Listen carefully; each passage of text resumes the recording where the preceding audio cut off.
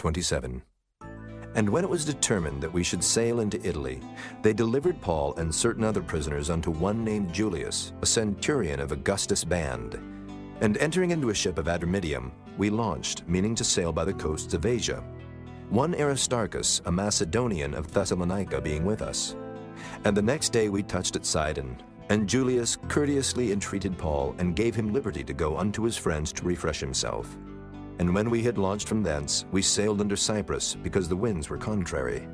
And when we had sailed over the sea of Cilicia and Pamphylia, we came to Myra, a city of Lycia. And there the centurion found a ship of Alexandria sailing into Italy, and he put us therein. And when we had sailed slowly many days, and scarce were come over against Cnidus, the wind not suffering us, we sailed under Crete, over against Salmone. And hardly passing it, came unto a place which is called the Fair Havens, nigh whereunto was the city of Lasea. Now when much time was spent, and when sailing was now dangerous, because the fast was now already past, Paul admonished them, and said unto them, Sirs, I perceive that this voyage will be with hurt and much damage, not only of the lading and ship, but also of our lives. Nevertheless, the centurion believed the master and the owner of the ship more than those things which were spoken by Paul. And because the haven was not commodious to winter in, the more part advised to depart thence also, if by any means they might attain to Phoenice, and there to winter, which is an haven of Crete, and lieth toward the southwest and northwest. And when the south wind blew softly, supposing that they had obtained their purpose, loosing thence, they sailed close by Crete. But not long after, there arose against it a tempestuous wind called Euroclydon. And when the ship was caught, and could not bear up into the wind, we let her drive. And running under a certain island which is called Clauda, we had much work to come by the boat, which when they had taken up, they used helps, undergirding the ship, and fearing lest they should fall into the quicksands, strake sail, and so were driven. And we, being exceedingly tossed with a tempest, the next day they lightened the ship. And the third day we cast out with our own hands the tackling of the ship. And when neither sun nor stars in many days appeared, and no small tempest lay on us, all hope that we should be saved was then taken away. But after long abstinence, Paul stood forth in the midst of them, and said, Sirs, ye should have hearkened unto me, and not have loosed from Crete, and to have gained this harm and loss. And now I exhort you to be of good cheer, for there shall be no loss of any man's life among you, but of the ship. For there stood by me this night the angel of God, whose I am, and whom I serve, saying, Fear not, Paul.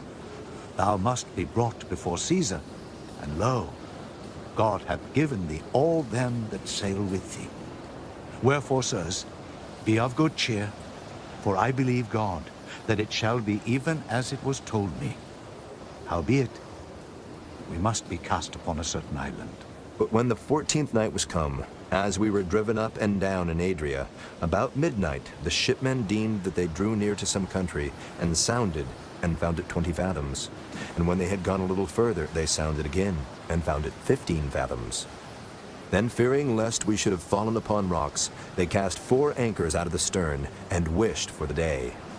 And as the shipmen were about to flee out of the ship, when they had let down the boat into the sea, under color as though they would have cast anchors out of the foreship, Paul said to the centurion and to the soldiers, Except these abide in the ship, ye cannot be saved. Then the soldiers cut off the ropes of the boat, and let her fall off. And while the day was coming on, Paul besought them all to take meat, saying, This day is the 14th day that ye have tarried and continued fasting, having taken nothing. Wherefore I pray you to take some meat, for this is for your health. For there shall not an hair fall from the head of any of you.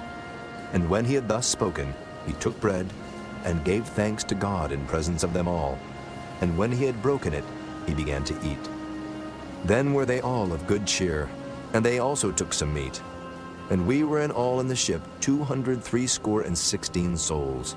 And when they had eaten enough, they lightened the ship, and cast out the wheat into the sea. And when it was day, they knew not the land, but they discovered a certain creek with a shore, into the which they were minded, if it were possible, to thrust in the ship.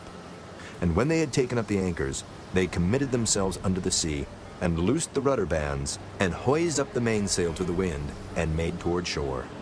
And falling into a place where two seas met, they ran the ship aground, and the forepart stuck fast, and remained unmovable. But the hinder part was broken with the violence of the waves. And the soldiers' counsel was to kill the prisoners, lest any of them should swim out and escape. But the centurion, willing to save Paul, kept them from their purpose, and commanded that they which could swim should cast themselves first into the sea and get to land, and the rest, some on boards, and some on broken pieces of the ship. And so it came to pass that they escaped all safe to land.